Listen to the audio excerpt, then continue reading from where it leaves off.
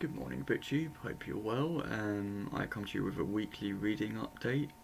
I missed last week's just purely because I was away visiting friends for the weekend and just didn't get round to it before or after.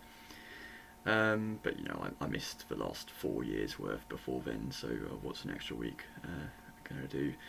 It's Sunday morning here. It's been raining in the night and it's currently raining. First rain we've had in as long as I can remember. But they are predicting a long and hot August, a drought. There'll be a hosepipe ban probably, and farmers won't be allowed to irrigate their crops, and there'll be crop failure, and there'll be people queuing up for bottled water from the back of lorries.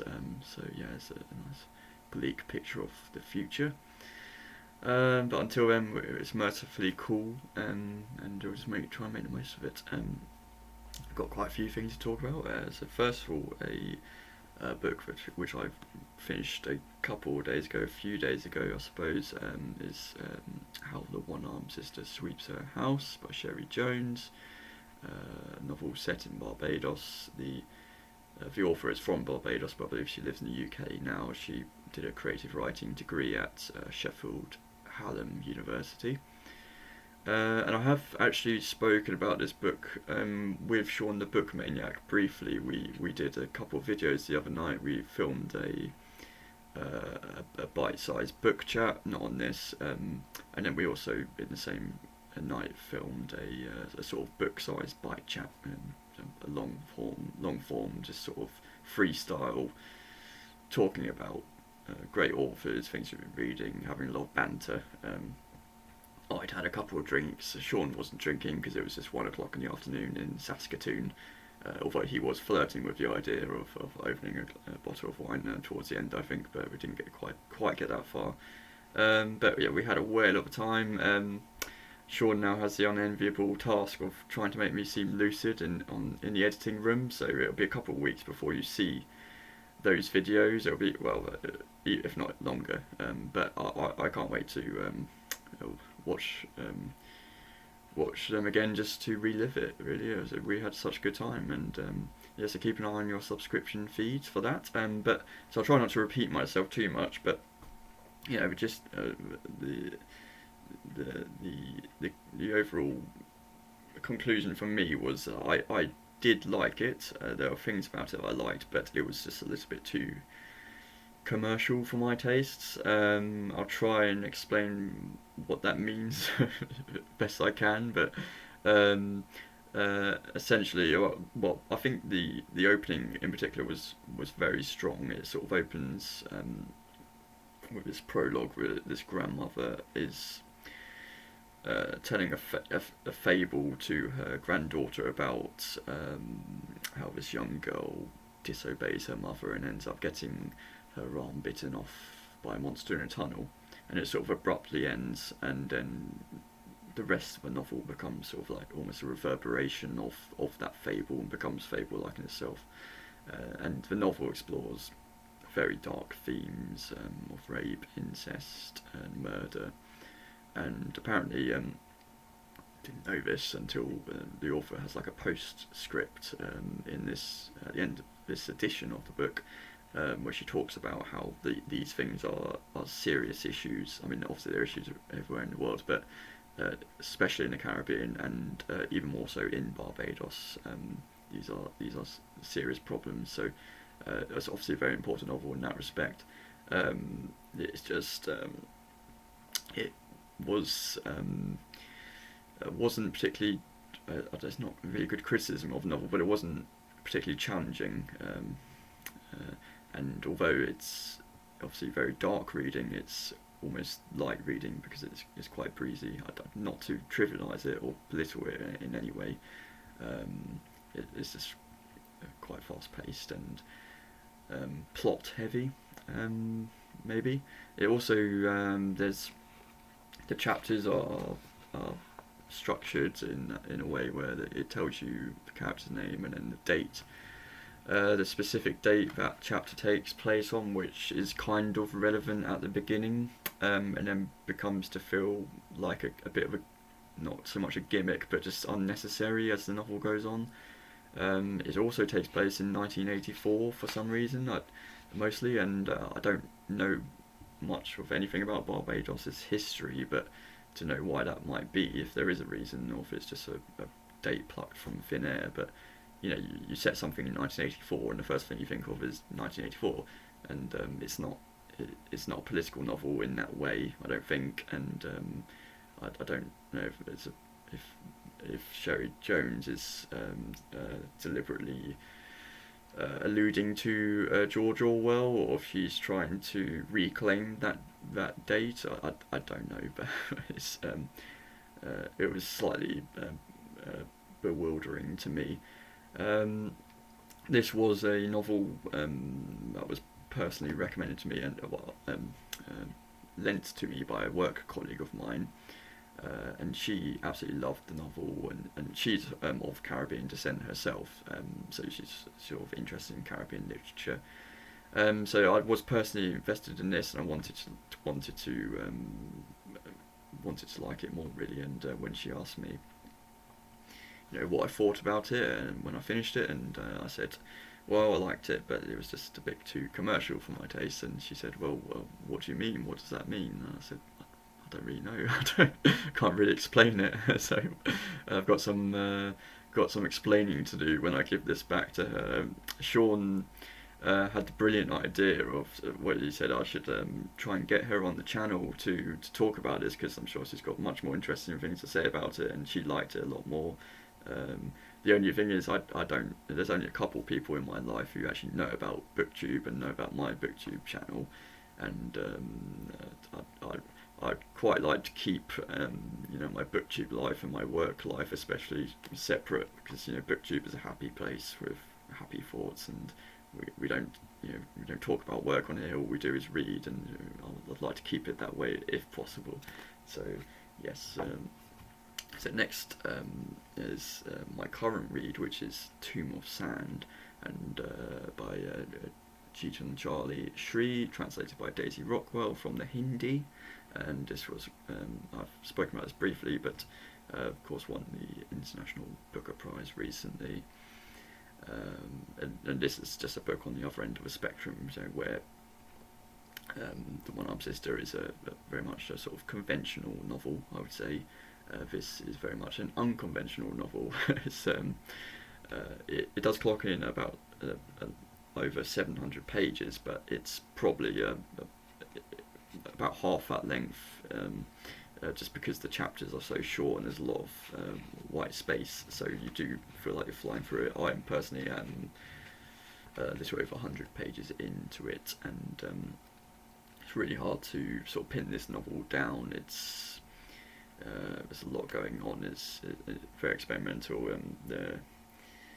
There are some stream of consciousness passages. There's some postmodernist things going on, like authorial intervention. At one point, the author sort of steps onto the page and announces herself and says, "I'm going to be a character briefly here to explain this." And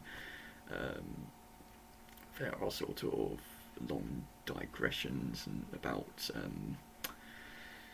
doors and bugs and time and the universe.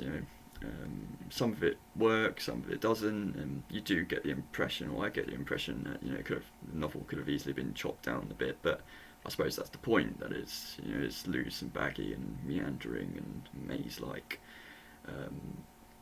It's going to provide an overall effect. It's an essential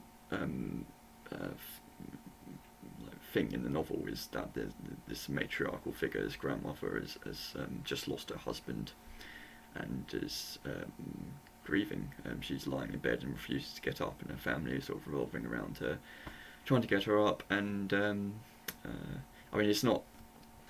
Immediately brings to mind sort of, I suppose, Penelope's sort of soliloquy in Ulysses, or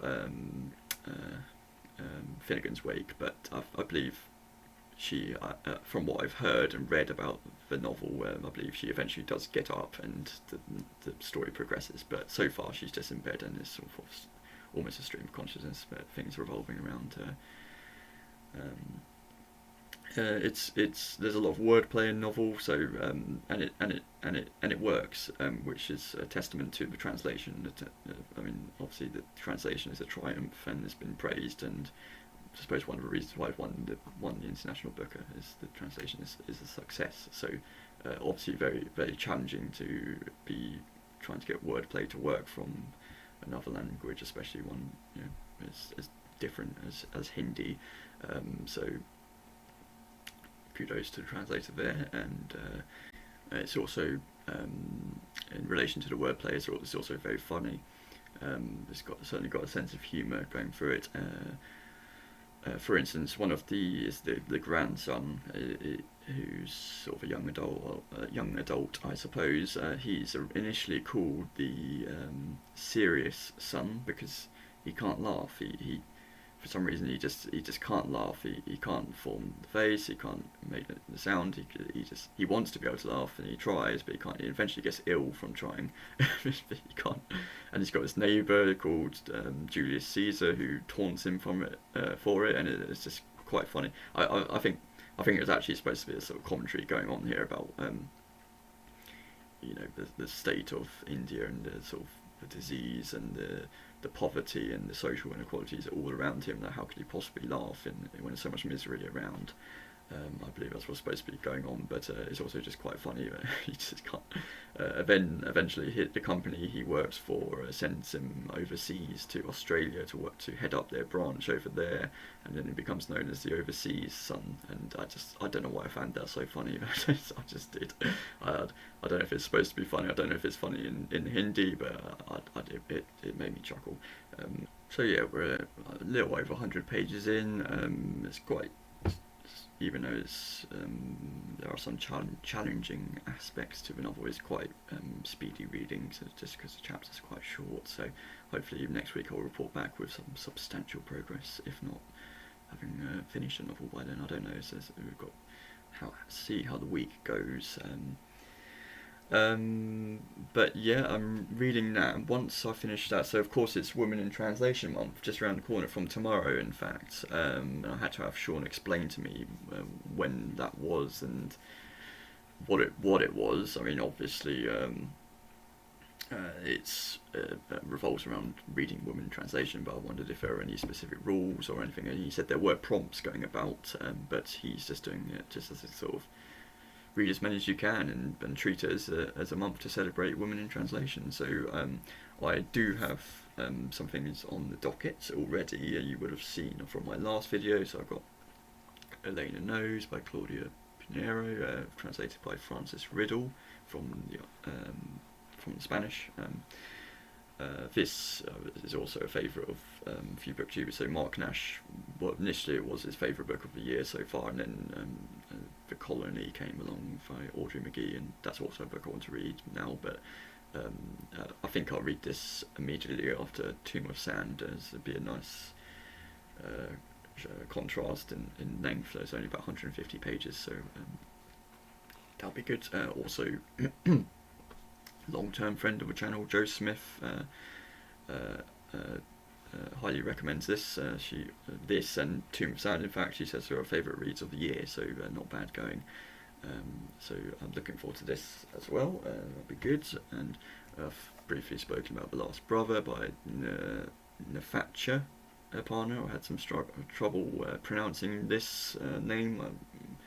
Is it Nathacha? I'm second guessing myself again, but anyway, a novel from Mauritius. And then I was prompted to just look at my shelves and see if anything's been sitting there, if I can pull out, and anything that's been neglected. And I found a few things which I could add to the TBR. So this one by Herta Muller, The Appointment. Herta Muller, German novelist, won the Nobel Prize. This in the 2000s, I think, at some point. So another short European novel, out by get the full name, Natsuo Kirino, a Japanese novel. This particular book isn't actually mine. It's just one of many I'm harbouring for a friend who, for reasons I'm still not all that clear on. But I think it's just trying to save space temporarily. Anyway, this is one of those novels, and this author is still living, I believe, as a contemporary novelist, and has written quite a few books, but I believe, by the looks of it, there's only a few that are available in translation, but this particular one seems quite interesting, so that's to the TBR. And got one called After Midnight by Irmgard Keun, another German novel. This one from the early 20th century. She was writing during the Nazi regime, and I believe just by glancing at the blurb and the bio, the author bio, her books were involved in the book burning by the Nazis. So this is another short European novel, but I sort of forgot I owned this, so glad it was brought to my attention again by Women Translation Month. And finally, I found Eileen Chang, Lust Caution. This is actually, I believe, a short story collection from the Chinese, and possibly the inspiration for a film or some films. I think one of these, possibly the title story, was made into a film. I might be getting mixed up there, but this could be interesting. And that actually concludes everything I've been reading, apart from one thing, which is Everything in Its Right Place, analysing Radiohead, and I'll deliberately talk about this last because I realise probably alienating a lot of you who just don't care about Radiohead and this book, so please feel free to just switch off here because this is the last thing I'm going to talk about. But for those of you who are interested, then I will update you on my experience. I'm only 50 pages in, although it feels like I've been reading it a lot, and I mean, partly that's because it is quite dense, and so I'm reading it slowly, but also because it's making me stop and think about the songs, and just every so often I just stop and contemplate what's being said and think, yeah, okay, and compare it to other songs, and of course, I mean, I know the songs, I can play them in my head, and even to the point where he'll timestamp a song, and I think I know exactly what point he's talking about. I've been listening to this band since I was 14 years old, so basically half my life. So obviously a very important band in my life, and one of the first sort of more experimental bands that I would have listened to outside of pop music, and also like sort of gateway drug into a lot of other great music I now listen to. But and also I'll stop and occasionally just get up my Spotify and listen to the songs in question, just enjoy them again. And so the first chapter has just been about song structures, which has been quite readable. I mean, quite easy to understand because everyone knows what a verse is, everyone knows what a chorus is, even if there are some grey areas in between. It's not always clear what the chorus of a song is, especially when it comes to Radiohead. It's not always clear what the verse is, but the main thing he talks about in this chapter is how after the bends, basically the Radiohead did away with the sort of verse chorus structure, and started experimenting with other forms. So there's if I hope I get this right, the strophic form, which is basically a continuation, a repetition of one theme or a verse. So it'll be an A structure. There's also, I believe it's called the terminal climax form, which is something they do a lot, which would be that A structure and then a climax at the end. You see this a lot in Rainbows. And then there's also it's the opposite of it's called the through composed form. So this is where there is no repetition. It'll be an A, B, C, D structure, and this is something you just almost see on the song Paranoid Android. for example, but that does have a repetition towards the end of the second part of the song, I believe. So, but another thing you notice is often their lead singles or their chart-topping songs are traditional verse-chorus structures. So, Karma Police, High and Dry, and if you look at the lead singles from recent albums, Lotus Flowers has quite a clear verse-chorus structure. Burn the Witch from their last album, quite a clear verse-chorus structure. And another interesting thing you notice is, well, first of all, the album In Rainbows doesn't actually have a textbook chorus on it, which is incredible to think about, because obviously the album is a masterpiece and one of her absolute bests, but it's just incredible to think about that. Most of the songs are just either a repetition of a melodic theme or strophic form with a climax, and just quite amazing, really. And also another thing is that when Radiohead become more experimental in their instrumentation and their sort of experimental sonically, they tend to veer towards more traditional song structures.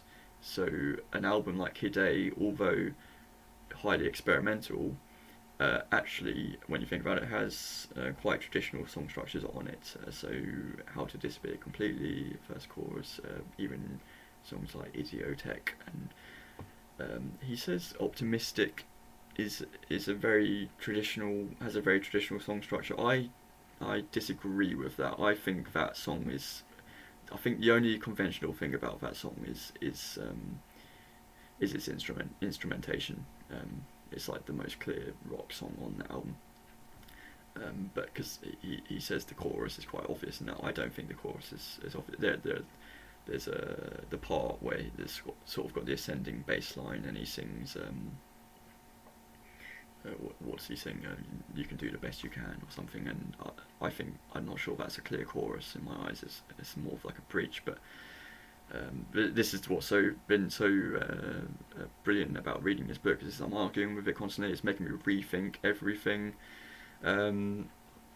But just to come back to that earlier point, so when they're more experimental in their instrumentation, they go to more traditional song structures.